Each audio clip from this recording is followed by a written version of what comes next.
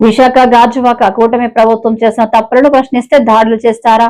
YCP అధికార ప్రతినిధి శ్యామల. మాజీ మంత్రి గుడివాడ అమర్నాథ్ ను తన ఇంట్లో మర్యాదపూర్వకంగా కలిసిన శ్యామల లడ్డు విషయాన్ని మళ్లించేందుకు దాడులు చేస్తున్న కూటమి అని అన్నారు. విషయం అసలు ఇప్పుడు ఏమైపోయిందంటే ఏదో చేద్దాం అనుకున్నారు, మస్పూస్ మారడికాయ చేసి మన మీద బట్టకాల్సి మీదే చేద్దాం అనుకుని ట్రై చేశారు. అది బెడిసి కొట్టింది వాళ్ళకే. తిరిగి మళ్ళీ అది అందులో కల్తీ ఏం జరగలేదు అని చెప్పి, అడల్ట్రేషన్ ఏం లేదు, జంతువుల కొవ్వు లేదు అని చెప్పి సిట్ రిపోర్ట్ ఇచ్చింది. ఇప్పుడు వచ్చిన తర్వాత మొహాలు చూసుకునే పరిస్థితి. ఏం చేయాలి ఇప్పుడు? మనమేమో ఇంత పెద్ద స్టేట్మెంట్లు ఇచ్చాం, హడావడి చేస్తాం. ఒక పెద్ద మనిషి అయితే పీపీపీ గారు ఏకంగా అసలు మెట్లు గడిగేసి వేషం వేసేసుకుని ఇంత పెద్ద నామాలు బొట్లు పెట్టేసుకుని ఇంత హడావడి చేసిన తర్వాత తప్పు వాళ్ళదే అని తెలిసిపోయింది కదా ఇప్పుడు. మరి సో దాన్ని ఎలా కప్పిపుచ్చాలి?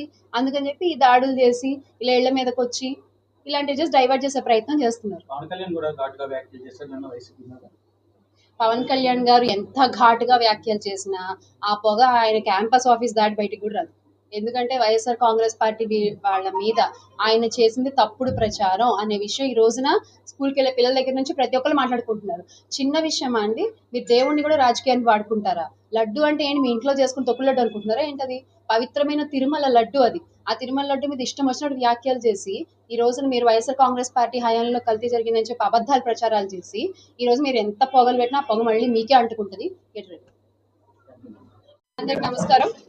అనకాపల్లి జిల్లా చోడవరం మండలం రోలుగుంట గ్రామంలో ఎన్నో సంవత్సరాలుగా ఎంతో విశిష్ట కలిగిన గౌరీ పరమేశ్వర్ల జాతరకి ఈరోజు నేను పాల్గొనడం జరగబోతోంది.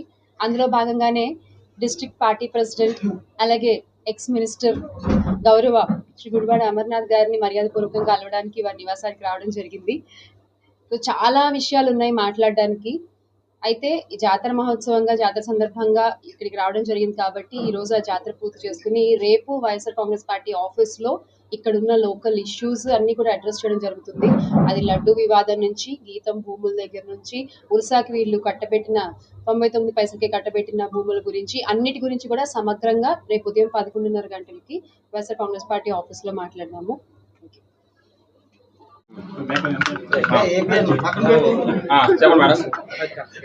అందరికి నమస్కారం. అనకాపల్లి జిల్లా చోడవరం మండలంలో జరుగుతున్నటువంటి రోలుగుంట గ్రామంలో జరుగుతున్న గౌరీ పరమేశ్వర్ల జాతరకి నన్ను ఆహ్వానించడం జరిగింది. ఈ రోజున ఆ పరమేశ్వరి అనుగ్రహంతో నేను ఆ జాతరలో పాల్గొనబోతున్నాను. అందులో భాగంగానే ఈరోజు district YSR Congress party president Gudivada Amarnath గారు వాళ్ళకి ఇంటికి రావడం జరిగింది. వాళ్ళ కుటుంబ సభ్యుల్ని వారిని మర్యాదపూర్వకంగా కలవడం జరిగింది. సో చాలా సంతోషంగా ఉంది ఈ జాతరలో పాల్గొనడము. అలాగే జరుగుతున్నటువంటి అన్యాయాలన్నీ కూడా చూస్తూ ఉన్నాము. దేవుణ్ణి కూడా అడ్డం పెట్టుకుని ఎలా రాజకీయాలు చేస్తున్నారో ఈ కూటమి ప్రభుత్వంలో మనం చూస్తూ ఉన్నాము. అంటే కాదేది అనర్హం అన్నట్టు తయారైంది వాళ్ళ కూటమి ప్రభుత్వంలో. ఆఖరికి దేవుడు కూడా అనర్హులు కాలేకపోతున్నారు వీళ్ళ రాజకీయాల్లో భాగంగా. సో ఈ రోజు వెళ్లే గౌరీ పరమేశ్వర్ల జాతరలో కూడా నేను దేవుణ్ణి ఒకటే కోరుకుంటున్నాను, దయచేసి 29లో న్యాయం గెలవాలి, నిజం గెలవాలి.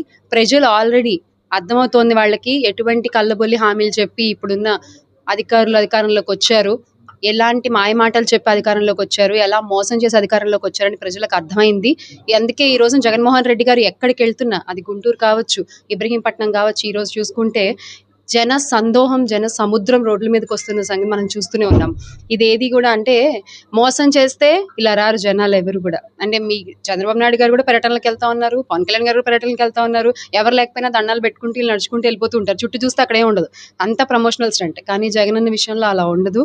ఈ రోజున ప్రతి ఒక్కళ్ళు కూడా వికలాంగులు కావచ్చు, చిన్నపిల్లలు కావచ్చు, వృద్ధులు కావచ్చు, ఇళ్లలోంచి రోడ్ల మీదకి వచ్చి ప్రేమతో జగనన్నని ఒక్కసారి కలిస్తే చాలు అన్న ఆనందంతో, ఆయన ఉన్నారు అన్న ధైర్యంతో, మళ్ళీ 29లో ఆయన వస్తారన్న ఆశతో ఎదురు చూస్తున్న కళ్ళు ఎంతో మంది ఈరోజు మనం చూస్తూ ఉన్నాము. వాళ్ళందరూ కూడా మళ్ళీ 29లో జగన్మోహన్ రెడ్డి గారిని గెలిపించుకుంటారు, ఆంధ్ర రాష్ట్ర ముఖ్యమంత్రిగా చేసుకుంటారు జగన్మోహన్ రెడ్డి గారిని. ఆ బాధ్యత ఆంధ్ర రాష్ట్ర ప్రజలు ఆల్రెడీ తీసుకున్నారు, దానికి తగ్గట్టుగా వర్క్ చేస్తున్నారు. కార్యకర్తలు కూడా, మా పార్టీ కార్యకర్తలు, పార్టీ నాయకులు కూడా అంతే సంసిద్ధంగా ఉన్నాము, కష్టపడి వర్క్ చేస్తున్నాము. మేము చేసుకున్న మంచి ఏదైతే ఉందో అది జనాలకు చెప్పే ప్రయత్నం చేస్తున్నాము. మేక్ ఆంధ్ర గ్రేట్ అగైన్ అంటూ అన్న చేసిన మంచి పనులన్నీ కూడా మనం ప్రజలకు చూపించే ప్రయత్నం చేస్తున్నాము. అన్ని కలగలిపి దేవుని ఆశీస్సులతో మళ్ళీ అన్న గెలవాలి, జగన్మోహన్ రెడ్డి గారు ఆంధ్ర రాష్ట్ర సీఎం అవ్వాలనే కోరుకుంటూ ఈ కూటమి కుట్రలు బద్దలవ్వాలి, ఈ కూటమిని అధికారం నుంచి దింపాలి అనే విధంగానే ఈరోజు ఆ దేవుని కూడా ప్రార్థించడం జరుగుతుంది.